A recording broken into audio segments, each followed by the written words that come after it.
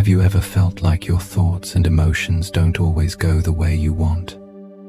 Or during conversations, you find it hard to truly connect with others? Today, I'm going to share with you a series of psychological tricks that can completely transform the way you think and act, bringing about significant changes in your life. In just 2 hours, you'll discover some little-known secrets about how people communicate, behave, and manage their emotions, from wisely using silence to psychological tips that can make you more likable with just a simple question. These techniques are not only interesting, but they will also help you become a better version of yourself. Be sure to subscribe to the Smart Sleep channel so you don't miss out on the next exciting videos. Let's explore and change the way you think. You'll be surprised at what you're capable of. In our daily lives, we often find ourselves engaged in conversations, discussions, or simply in exchanges between ourselves and those around us. Every word, every interaction can change a relationship, even alter the way we view the world. But in all forms of communication, there is something very special that most of us rarely pay attention to: the power of silence. Silence, a simple tool yet incredibly powerful in controlling a conversation, can change everything in ways we never expect. Imagine you're in a conversation with someone, a tense dialogue or facing difficult questions. You ask a sharp question, and then you pause, saying nothing further. Time passes, and in that moment, you create a space of silence, an unassuming pause, yet filled with immense power. At that moment, the other person feels the tension rise within them. They start to sense unease and experience a discomfort, not knowing how to continue. That is the power of silence. When you do nothing but compel the other person to feel the urge to act, this silence becomes a fantastic tool for controlling the conversation. When we say nothing, the other person experiences awkwardness and discomfort. Sometimes unable to endure the silence, they begin to speak more, explain further, and sometimes they unintentionally reveal things they didn't intend to share. The emotions and thoughts they've kept hidden can spill out, as they don't want the silence to persist and are driven to fill the void with their words. What's remarkable here is that silence isn't a passive state. Silence doesn't mean doing nothing. Silence can be a tool to create tension, a way to stimulate the other person's mind, pushing them to seek a way to resolve the discomfort they're experiencing.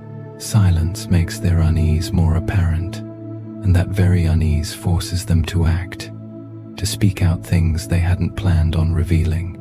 And that, the mastery of silence, is what those who understand its power know well. Sometimes, doing nothing is more effective than doing anything at all. Interestingly, we often believe that in order to control a conversation, we need to talk more, ask clever questions, or always take the initiative in every exchange. But the real power lies in using silence at key moments.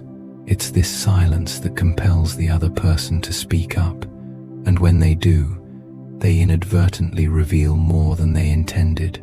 Sometimes, they even expose their deepest thoughts and secrets that they didn't realize they'd share. And that is the secret of silence.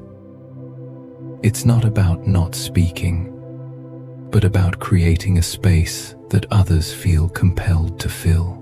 One reason silence is so powerful is because it taps into a deep instinct in human nature: the need to fill the void. We all, without exception, dislike the feeling of emptiness, especially when we find ourselves in awkward or tense situations. Silence in these moments is like a psychological challenge, pushing each of us to feel a strong urge to speak, to fill the gap with words, even if it's not necessary. But in that very moment, When people try to fill the silence, they often end up revealing things they never expected to say. They might explain, justify, or even confess things they had no intention of sharing. And the strange thing is, it's this very silence that makes us feel like we're getting to the truth. In fact, sometimes silence is a way to make the truth surface automatically. Because when people feel uncomfortable, they tend to say things they never thought they would. That's why the power of silence in a conversation can change the way we communicate. Silence is not avoidance. It's a tool that can help us receive important information, truths that not everyone is willing to share. Silence is not the lack of words. It's a subtle way to make others reveal themselves. And in a world where we constantly seek connection and understanding, this silence can bring us those wonderful moments of truth, closeness, and sometimes the change we desire. If you notice, when you listen to someone, sometimes you don't need to say much. Just the right moment of silence, a glance, or a pause creates a miracle. Silence in this context isn't a cold void. It's a space filled with emotion, with understanding. When we know how to use silence, we not only control the conversation, but we also control our own emotions and those of others. And that is an art that only those who are sensitive can truly master. Ultimately, silence is not the absence of anything. It's a powerful means of uncovering the truth, connecting, and understanding each other more deeply. Silence can be the most accurate answer in situations where words become meaningless, and it's the power of silence that helps you discover things both you and others never realized. So, we've explored the power of silence in communication, where sometimes you don't need to say anything at all, just a timely silence to make others reveal their innermost thoughts. But in communication, there are times when we need to do the opposite. That's where proactivity comes in, but not by speaking more, but by asking for help. One of the most important elements in human relationships is helping one another. But did you know that when you ask for help, this can actually make others like you more? There's a paradox that not everyone realizes. When you ask someone for help, they tend to like you more. You might wonder, how can asking for help make someone like you more? The answer lies in the fact that the act of helping creates a feeling that we don't often notice, a feeling that the helper has a reason to like the person being helped. This story begins with a psychological principle that Benjamin Franklin, one of America's greatest historical figures, discovered and applied. Franklin, an incredibly intelligent and astute man, realized something fascinating in his relationships with others. When he needed help, instead of trying to build a relationship from scratch, he would ask for a simple request, one that they could help with without feeling burdened. And the miracle happened. After helping him, they began to like him more. This is the paradox of the Benjamin Franklin effect. When you ask for help, not only do you receive support, but you also win the affection and goodwill of the other person. Imagine you're in a difficult situation and need help from someone, perhaps a colleague, a friend, or a stranger. You hesitate for a moment, then finally decide to ask for help.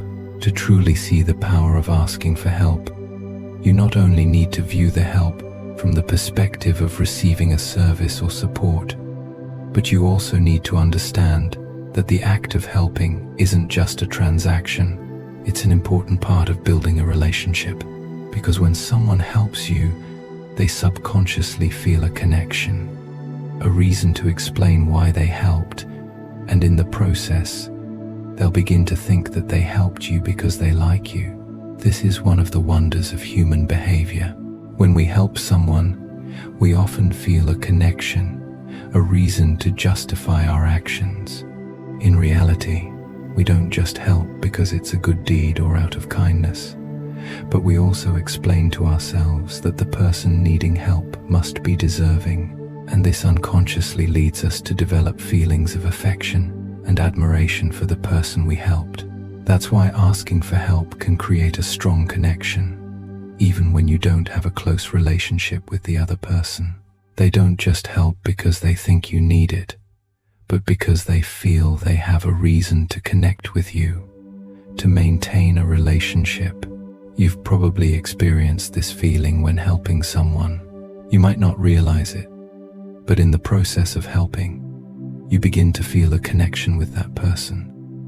You don't help them just because they need it, but because you want to maintain that connection. The act of helping becomes an important part of how we build relationships, and the more you help someone, the closer you feel to them, and your affection for them grows stronger over time.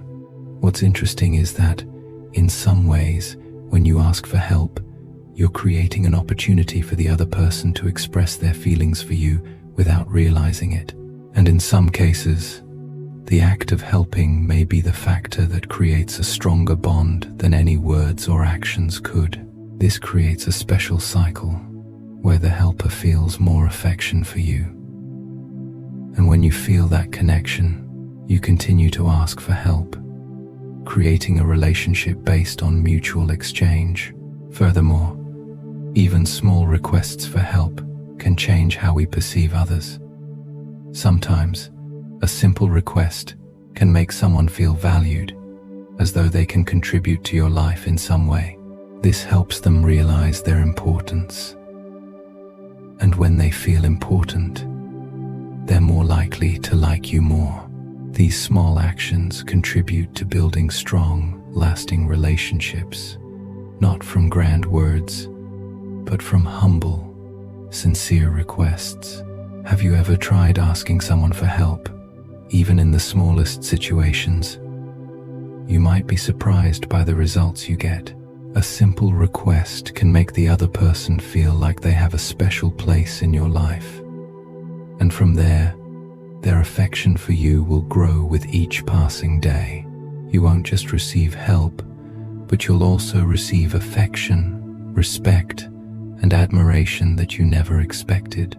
Perhaps in social relationships, we sometimes forget that connection doesn't always come from grand words or actions. Sometimes, all it takes is a small request, a timely request for help, to open the door to affection, connection, and long-lasting relationships. We don't need to do much. We just need to understand the power of asking for help, and you'll see that everything becomes easier and more natural than ever before. Once again, we see that what seems simple is actually the key to unlocking genuine affection and connection between people. We don't always need to be strong or do everything ourselves. Sometimes, humility in asking for help is what makes us more relatable and lovable in the eyes of others. In helping one another, we find the true connection and enduring affection. We've explored together the power of asking for help to create connection and affection. But have you ever wondered if there are other ways to build lasting relationships where you don't need to speak much, but just your presence and the way you express yourself? One of the most fascinating and natural ways to create connection between people is through a simple yet incredibly powerful action: mirroring, the act of mimicking another person's body language. It seems that in moments when words are insufficient to express emotions, body language becomes a wonderful bridge between strangers or even between people seeking mutual understanding.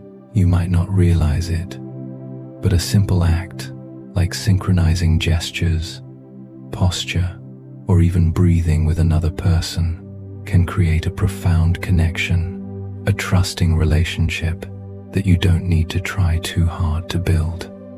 Sounds strange, doesn't it? But that's the power of mirroring.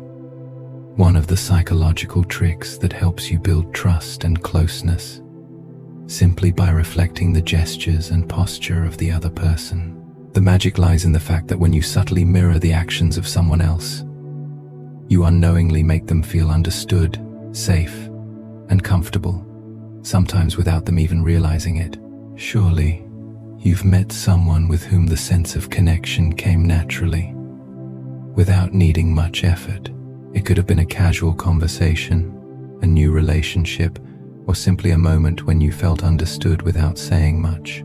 Part of that connection likely stemmed from you and that person unintentionally mirroring each other.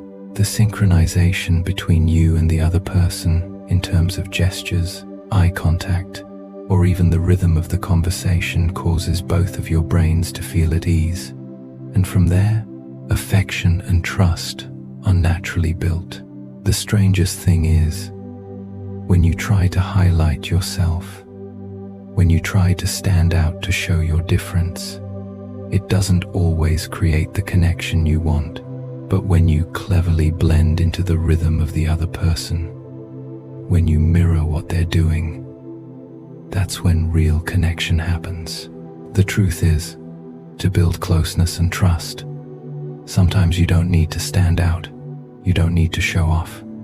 It's the humility, the ability to sync with the other person. That's the key to earning their favor. When you mimic someone else's body language, there's something in our brains that makes this act a signal of empathy. Our brains, unconsciously, associate familiar gestures and actions with comfort and safety. For example, when you see someone smile and you smile in return, or when they lean towards you during a conversation, you mirror that by leaning in as well. These actions, though small and fleeting, carry great significance for both your brain and theirs. Your brain links these actions to feelings of familiarity, creating a connection. So why does this action have such a profound effect? It's because humans tend to seek harmony and familiarity in all relationships. When you reflect what the other person is expressing, their brain automatically thinks that you are similar to them, and they feel that you're more approachable, more understandable. They feel as though you're in the same rhythm as them, and thus, the connection between you and them becomes much easier. This feeling makes them more comfortable around you, and at the same time, they become more willing to open up and share things they wouldn't easily disclose to others. However, the special thing about mirroring is that you don't have to do it in an overt or flashy way. The reflection needs to be done gently and naturally.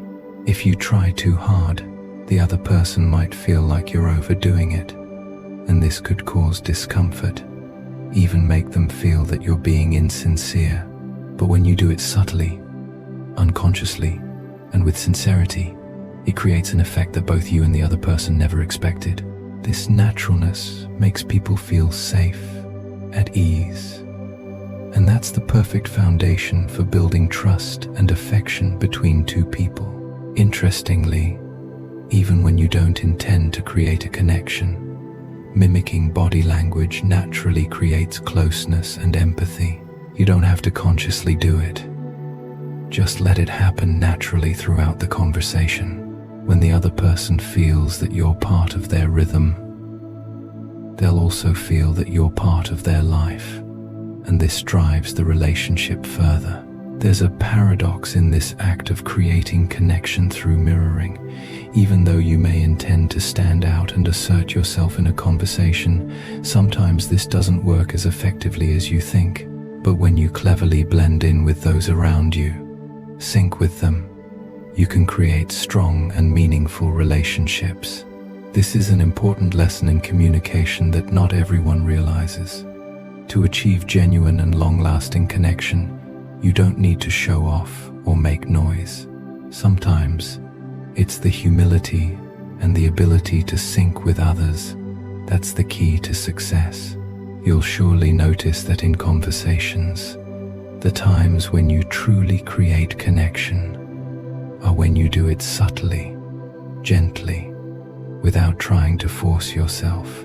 When you naturally mirror the body language of the other person, you create a connection without words, without flamboyance. Just a simple and natural bond. This will help you build a solid relationship where trust and understanding are the dominant factors. So, if you're looking for a simple yet effective way to create connection in communication, try mirroring someone else's body language subtly. You'll be surprised at the results you get, and who knows, you might find a lasting bond from these small and unconscious actions. We've explored together the power of reflecting body language, how subtle gestures can create profound connections without needing to speak much. However, in communication, there's another very important element that we sometimes overlook, but it can completely change how we understand and connect with those around us. That's the act of naming the emotions that others are experiencing. Imagine a close friend of yours is feeling anxious or sad, but they don't say anything. You notice it in their eyes, in their silence, or their movements. Instead of staying silent or pretending nothing is wrong, you might gently say, "You seem to be feeling uncomfortable, right?" This simple phrase not only shows that you care, but also helps your friend recognize and process their emotions, rather than letting them build up in a vague, uncontrollable way. By naming their emotion, you're not only helping them understand themselves better, but also creating a safe space for them to continue sharing and releasing their feelings. This is one of the interesting psychological tricks that few people notice. Naming emotions not only helps others feel understood, but it can also reduce the intensity of the negative emotions they are experiencing. We often hear that emotions are an inseparable part of being human, but we rarely consider how powerful naming them can be. When an emotion is named, it's no longer a vague, uncontrollable wave, but something specific, something we can handle and deal with. In moments when someone feels overwhelmed by emotion, having you identify and name that emotion can help them feel lighter, like naming a storm and making it much easier to control. Truly, when you name someone's emotion, it's not just a simple act. You're creating a stepping stone that helps them not feel swept away by chaotic emotions. Emotions that aren't recognized often lead to impulsive actions or even poor decisions. But when you say, "You seem anxious," or "You look angry, right?" you're not just making a simple observation. You're helping the other person see their emotions from a different perspective, a perspective that can help them control and calm down. When an emotion is named, it's no longer something unclear, but something to be faced and dealt with. One reason why naming emotions is so powerful is because it helps reduce the chaos in the mind. When someone feels angry or tense, they often don't know what to do with those emotions. They're like strong waves, easily sweeping someone away and making them lose control. But when you name that emotion, you create a clear separation between the emotion and the person feeling it. Instead of thinking, "I'm really angry," they may think, "I'm feeling angry." This is an important distinction, because when you can see emotion as something separate, something that can be dealt with, you'll find it much easier to control and handle it. You might be surprised to know that in psychology, naming emotions is considered an effective method to reduce stress. One study showed that when you identify your emotions and name them, your brain will be less activated, and you will find it easier to manage your emotions. Emotions are often vague and intangible, but when you give them a name, your brain starts to familiarize itself with that feeling and process it more logically. It's like conquering a storm by simply naming it and facing it consciously. This applies not only to others, but also to ourselves. Whenever we feel anxious, angry, or sad. Identifying and naming our own emotions can help us feel less overwhelmed. Try saying something like, "I feel anxious because of this work," or "I'm feeling really tired and need to rest." This helps you not only acknowledge your feelings but also diminish their intensity. When we're no longer swept away by emotions, we can look at the situation more clearly and find a more reasonable solution.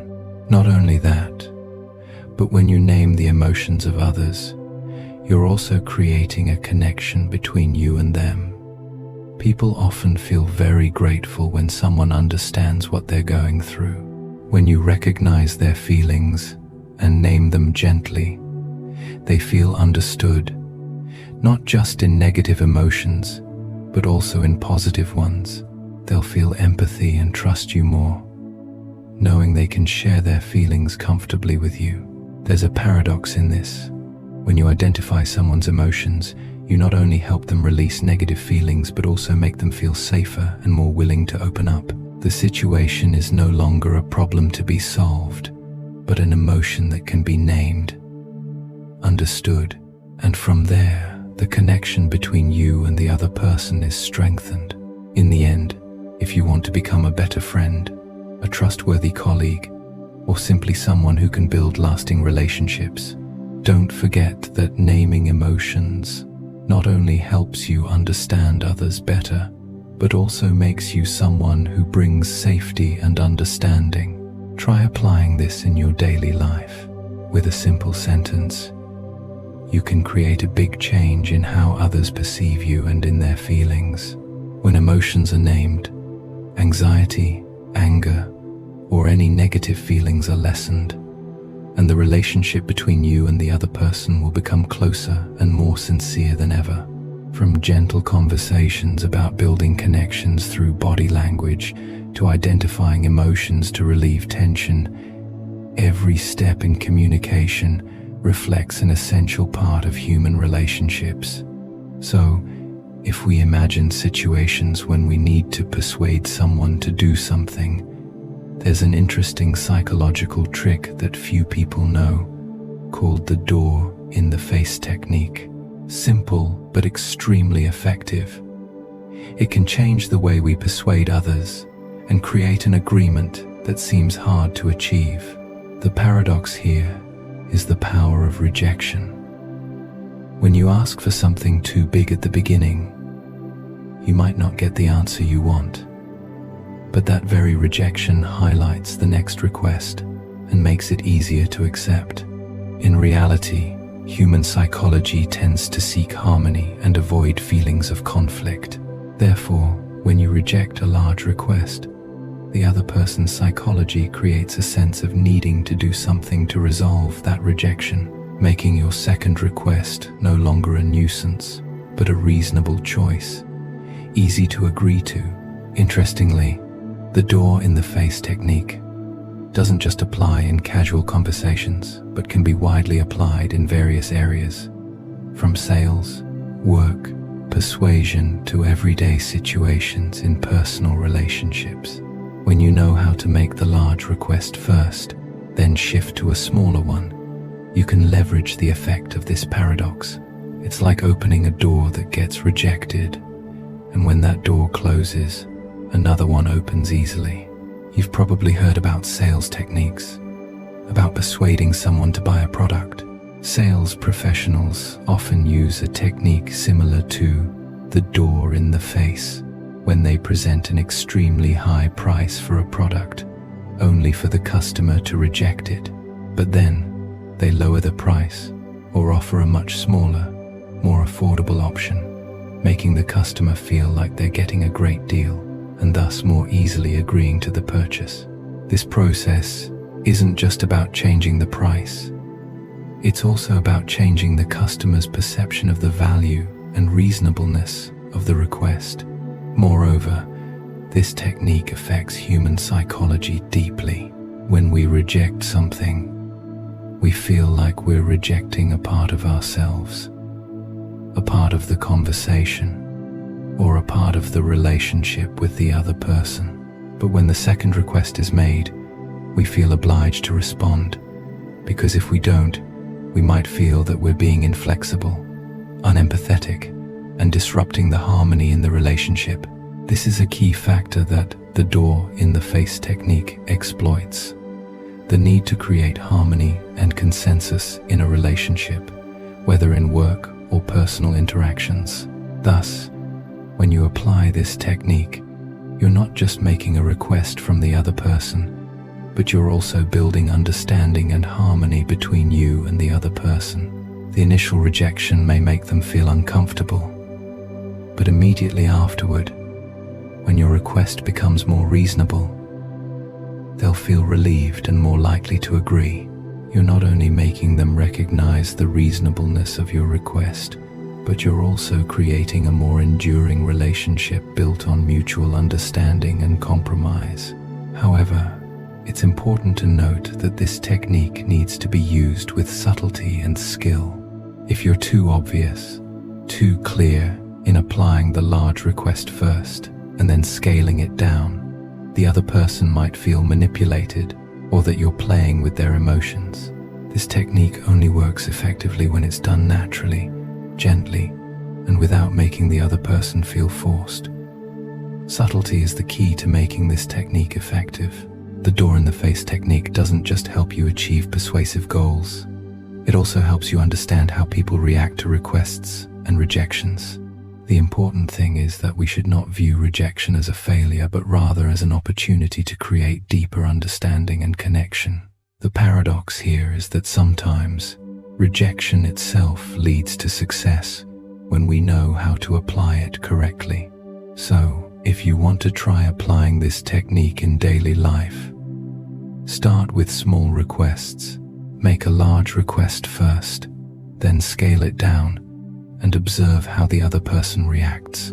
You'll notice that the initial rejection actually increases the chances of getting agreement for the second, smaller request, simply because the smaller request seems much more reasonable and easier for the other person to agree to. These techniques, though simple, are a crucial part of building relationships and persuading others. The paradox that seems simple is actually the key to unlocking doors of agreement and connection. In every conversation, every request, every interaction, sometimes what we need is just one subtle step, a little cleverness, to create understanding and collaboration. And the door in the face technique is one such way.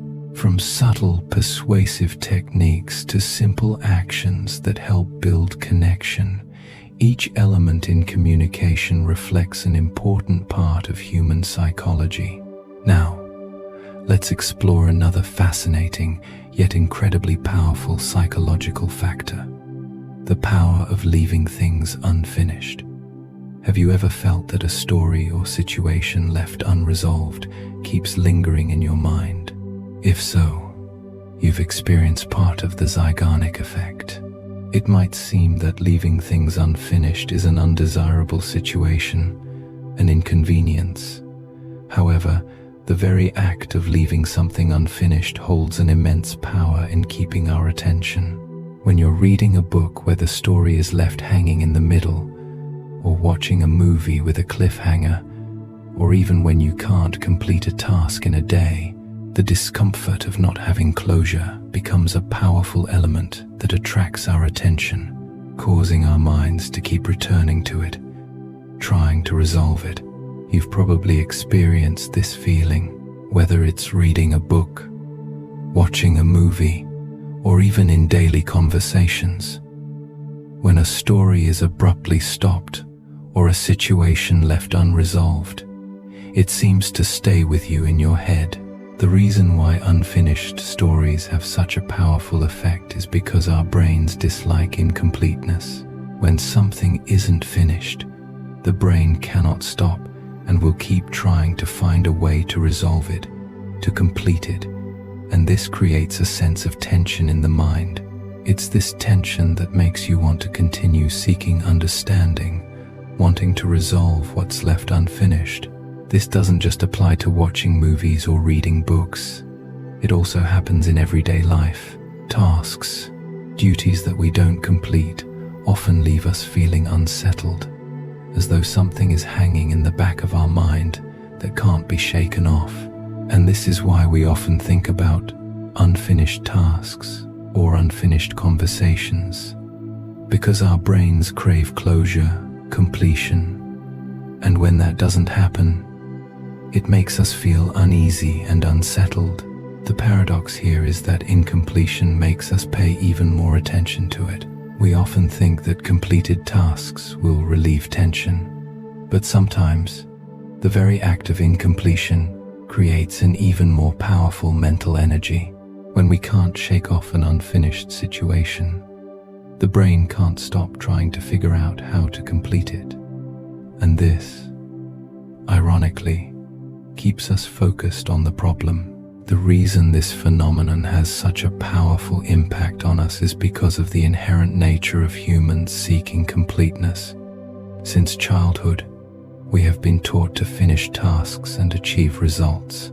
Therefore, when something remains unfinished, it becomes an element that stimulates our attention. It is this unfinished state that creates a resistance in our minds, as the brain always strives to bring everything to a state of completion. When that doesn't happen, we feel a sense of lack, and this feeling of incompleteness only makes us more preoccupied. This is known as the Zeigarnik effect, a psychological phenomenon where, when we cannot complete a task or a story, we tend to think about it more. This is why movies, books, or even conversations that are left unfinished often stay in our minds longer than those that are completed. Unfinished stories, unresolved situations.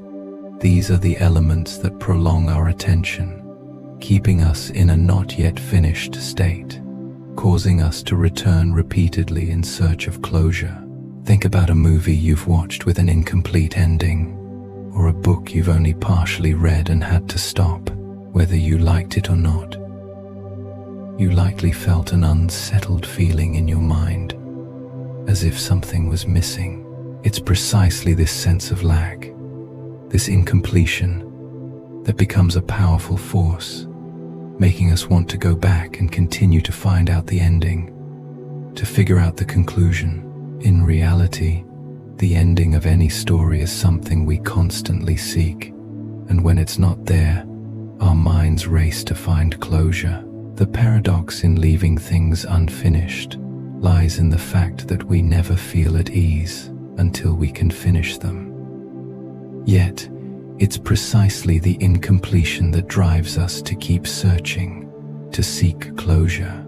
You can easily notice that stories or situations we can't resolve immediately tend to linger in our minds longer, and we won't be able to move on until they are concluded. This is a strategy that many writers and filmmakers use to keep their audience engaged. Cliffhangers. Unresolved situations are not inconveniences, but tools to generate curiosity, to spark a desire to know the ending.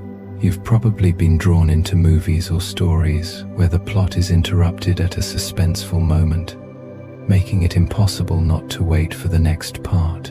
And this is the power of the Zeigarnik effect. Leaving things unfinished is not a flaw, but a way to prolong attention, create engagement, and keep people interested. In everyday life, we can also apply this phenomenon to create attention and drive interest from others. Imagine when you're persuading someone or presenting an idea, instead of completely finishing the story or providing a conclusion right away, you could leave a question unanswered, an idea partially unresolved.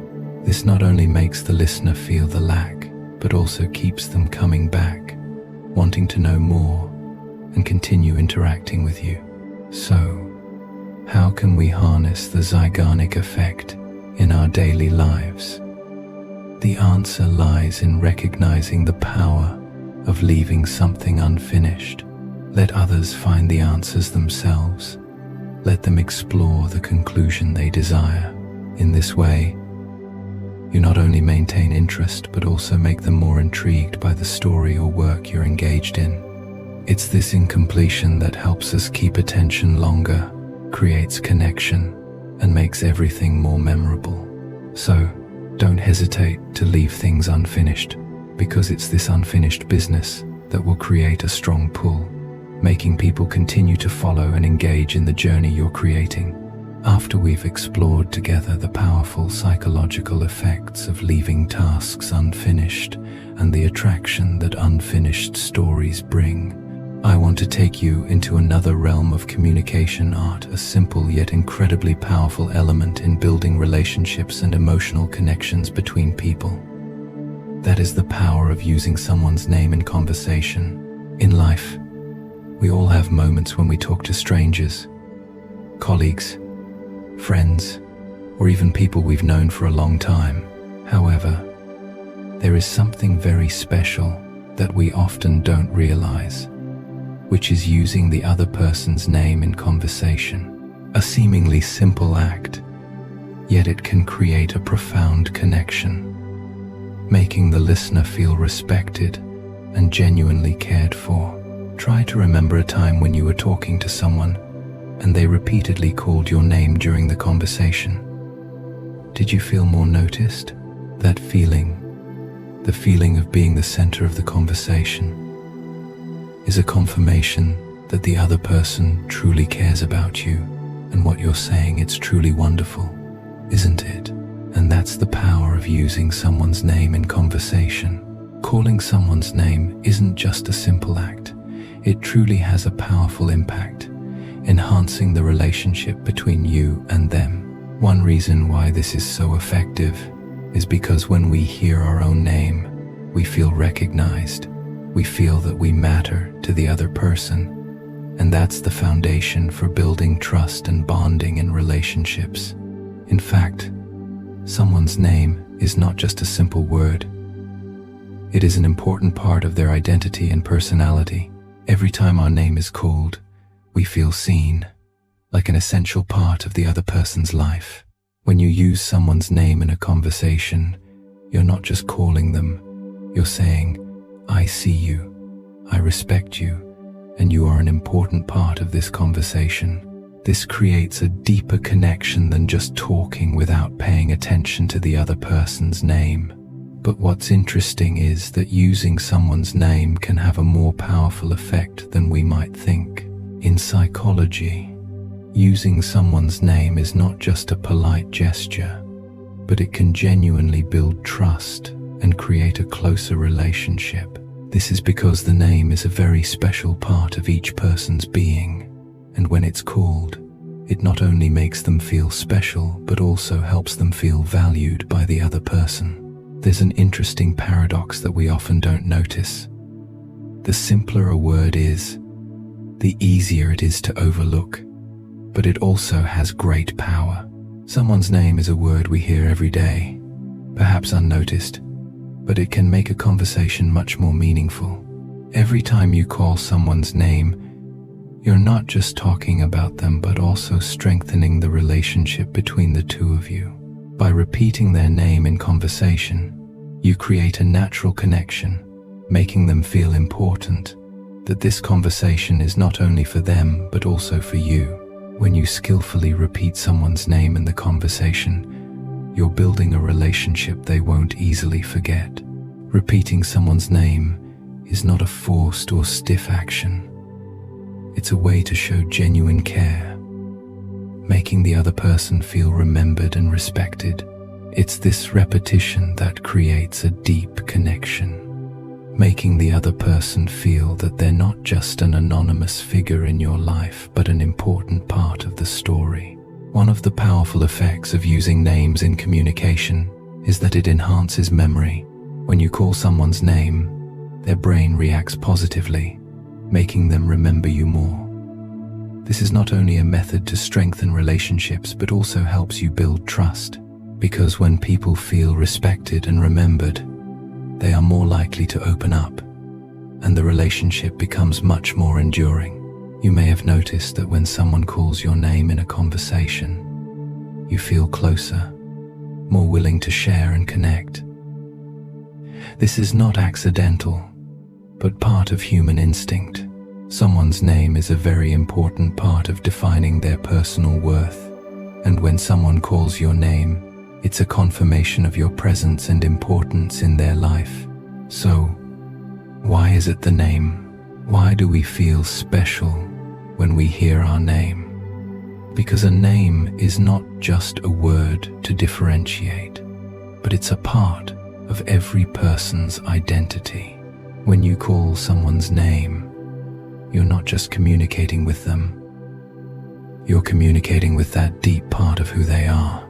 Therefore, a name is a powerful tool in communication, not just because it distinguishes them, but because it connects to their personal sense of value, respect, and significance. Connection through a name not only creates closeness in communication, but can also boost trust and open up new opportunities in every relationship. Think about the people you feel closest to in life. Are they not the ones who have called your name the most in conversations? That feeling, the feeling of being called by name, is something that can create an invisible yet powerful connection, helping you build deep and lasting relationships. However, it is important to note that using someone else's name should be done skillfully. If you overuse or use a name too blatantly, it may come across as insincere, and the other person might feel uncomfortable. The key is to use the name naturally and appropriately for the situation, to create a connection without making the other person feel manipulated. In conclusion, the power of using someone's name in communication is undeniable. It's not just a word to address someone, but truly a key to unlocking the door of emotional connection, building trust, and creating strong relationships. Therefore, in your conversations, remember that calling someone by their name, when done skillfully, can make a big difference in building a genuine and lasting relationship. Having explored the power of psychological elements that help us build relationships, from using someone's name to subtle communication strategies, now I want to share with you an interesting psychological phenomenon that often happens in our daily lives, but isn't always recognized. That is the spotlight effect, a psychological effect that shows how we often feel like we are the center of attention, while in reality, those around us don't notice us as much as we think. Let's explore this paradox and how it can help us reduce anxiety and self-consciousness in everyday communication. When you walk into a room, join a meeting, or even just have a simple conversation with a few people, have you ever felt like all eyes are on you? You feel like you're being observed. Every gesture, every word is being scrutinized meticulously. That's the spotlight effect, the feeling that everyone around you is focusing on you, watching your every action, every word, and sometimes you feel like every mistake, every slip-up will become a major topic of discussion. But in reality, that feeling, that unnecessary anxiety, is a misconception that our minds create. When we feel like we're the center of attention, our brain often associates that feeling with anxiety and insecurity. In fact, this stems from our human instinct to be recognized, to be noticed. We always want to make sure we're not doing anything wrong, not making a bad impression, because that could reflect on our value. But in reality, spotlight effect shows us that others usually don't notice us as much as we think. They have too many things to worry about in their own lives, their own concerns and personal issues, to pay attention to us deeply, especially the small details, like a raised eyebrow or an incomplete sentence. This is perhaps one of the most surprising paradoxes in communication and human psychology. When you feel like everyone is staring at you, that's when you become more self-conscious, trying to make everything perfect. The anxiety increases, and you might start imagining criticisms or unkind looks from others. However, the truth is They usually don't pay as much attention to you as you think. Spotlight effect helps us realize that the small things we think are important, in reality, no one cares about. And stressing over these things only makes us more exhausted. Imagine you're giving a presentation to a group of people. You've prepared thoroughly, but suddenly you make a small mistake. You might feel like the whole room is focusing on you, and you could think that everyone is scrutinizing and judging you. You worry that this mistake will lower how others view you. But the truth is, most of the people in that room might be thinking about their own work, their own presentation, or simply focused on improving themselves. They're not spending too much time noticing your small mistake because everyone has their own things to worry about. Spotlight effect really helps us understand how we create unnecessary feelings of anxiety and insecurity. In reality, those around us are usually more focused on themselves, and the things we think are important, like our mistakes or awkward moments, are completely unnoticed by others. People don't evaluate you the way you imagine they do. They don't analyze every gesture or word because they are preoccupied with their own lives. This realization offers a great release for those feeling self-conscious or afraid of criticism or not being accepted in social communication. You can realize that what you think is important to others might not be their concern at all. Spotlight effect helps you reduce excessive self-consciousness.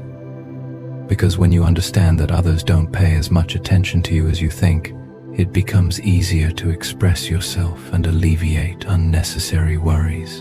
Another aspect of this paradox is that the more we worry about being noticed, the more we feel stressed and act unnaturally. Self-consciousness can make us stiff, uncomfortable, and this can create unwanted attention. In reality, when you relax and are confident in yourself, you will naturally draw attention from others in a pleasant and comfortable way. Instead of worrying about how you will be judged, realizing that others are too busy with their own lives to focus on you will help you feel more at ease and natural in communication. One of the most interesting things about recognizing the spotlight effect is that it can change how we perceive social situations. Instead of feeling like a small mistake will ruin your entire image in the eyes of others, you can understand that people don't notice it as much as you think. When you begin to relax and ease your anxiety, you'll see that your confidence can change how others perceive you. You become someone who is confident, comfortable, and pleasant, and that's what people really pay attention to. To help you better understand how to apply the spotlight effect in life, I want you to try a simple exercise. Recall a situation where you felt anxious, self-conscious, or as if everyone was paying uncomfortable attention to you. Maybe it was a presentation, a casual conversation, or just walking into a room full of people. Then, try to look back at that situation from a different perspective. Did others really pay as much attention to you as you thought? You will realize that in most cases, people are too busy with their own thoughts to focus on you in the way you imagined. Spotlight effect is a powerful psychological phenomenon, but when you recognize it, you can use it to reduce self-consciousness and anxiety and become more confident in communication. When you realize that others are not judging you as much as you think, you'll feel lighter and no longer be afraid to express yourself. Because, in the end, no one really notices your small mistakes, and that's a wonderful thing to help you live freely, express yourself freely, and communicate without fear of being judged. Before we continue with another aspect of life, where anxiety and self-consciousness can occupy our minds, I want you to pause and reflect on a phenomenon we all experience. That is the feeling that everyone is always paying attention to us, as if we're at the center of every observation. But in reality, That's not the case, and recognizing this can help us feel more at ease and confident in communication. Today, I'll tell you about the spotlight effect, an interesting psychological effect that can help you reduce anxiety and self-consciousness when interacting with others. You've probably experienced moments when you walked into a room, joined a meeting, or even had a simple conversation, and immediately felt like all eyes were on you. It seemed like, in that moment, you were the center of attention. Every gesture, every word you said was scrutinized, and you began to worry that any slip-up would be noticed and become the main topic of conversation. You thought that everyone was judging you, that any mistake would make you lose credibility in their eyes. But in reality, the truth is completely different. Have you ever asked yourself if those worries were really necessary? Have you ever felt like you were being judged too harshly? That's part of the psychological phenomenon called the spotlight effect. The spotlight effect. The spotlight effect is the phenomenon where we feel like we're always in the spotlight, but in reality, we're not. When you feel like everyone is staring at you, analyzing every gesture, every word, you are experiencing the spotlight effect. Isn't it strange? When we feel like we are the center of all attention, but in reality, those around us don't notice us as much as we think. They are too caught up in their own lives and problems to focus on the small details about you. The paradox in the spotlight effect is, the more we become self-conscious, the more we worry about being noticed, the more we think everyone is watching us. This feeling increases when we fear criticism or being judged wrongly, and this, in reality, makes us pay more attention to our own mistakes, imagining that small errors will become major incidents that everyone will criticize. But the truth is, most people don't notice you as much as you think. They have too many things to worry about, too many concerns in their own lives to actually pay attention to you.